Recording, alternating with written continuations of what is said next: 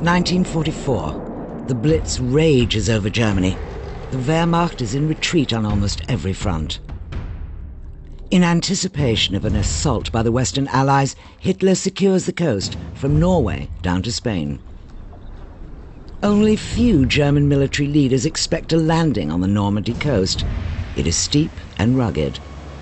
In the spring of 1944, the troops in this sector still feel relatively secure. But on June 6th, this is exactly where the invasion to liberate Europe begins. They call it D-Day. A force of 185,000 ready to storm the positions on the coast. At that moment, I thought the whole world had been marshaled against us. The storming of Hitler's fortress Europe begins.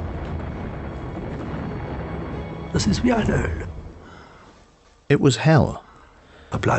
You lie there silently and wait for the end, or wait to be hit. It is the same for the landing troops. On some coastal sectors they have difficulty gaining a foothold and are defenseless against German machine gun fire.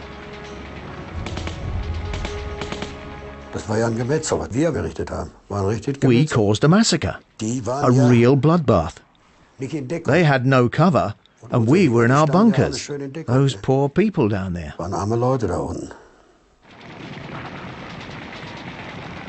There I was standing in bloody red water, neck deep. I was 5'10" on D-Day.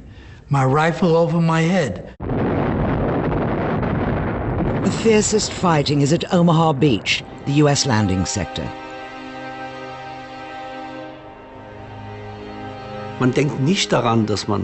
You don't think about who you are killing when you shoot.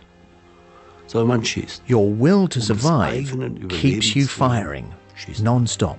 In this sector alone, thousands of US soldiers fall in a very short time. The battle lasts for hours.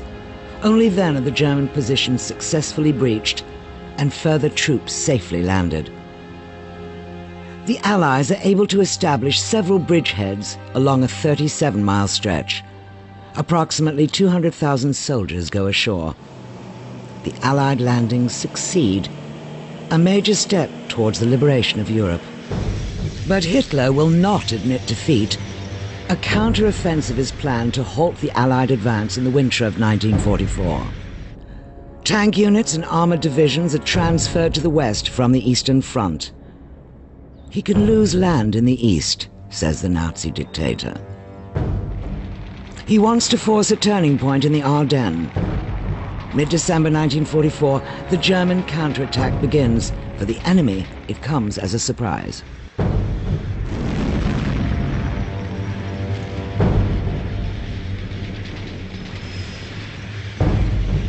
But in the end, the air supremacy of the Western Allies proves decisive.